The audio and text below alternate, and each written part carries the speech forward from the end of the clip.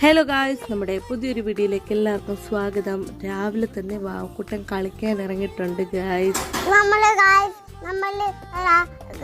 രാവിലെ കളിക്കാൻ പോവാണ് ഗായ്സ്. പിന്നെ ഞാൻ ചായ ഇടാനായിട്ട് തുടങ്ങുവാണ് ഗായ്സ്. അപ്പം നമുക്ക് രാവിലെ കഴിക്കാനായിട്ട് ഇഡ്ഡലിയും ചമ്മന്തിക്കറിയും സാമ്പാറുമാണ് ഇന്ന് നമുക്ക് രാവിലെ കഴിക്കാനായിട്ട്. അപ്പുറത്തെ പാത്രത്തിൽ വാവക്കുട്ടന് വേണ്ടിയിട്ടുള്ള പാലാണ് കാച്ചി വെച്ചിരിക്കുന്നത്.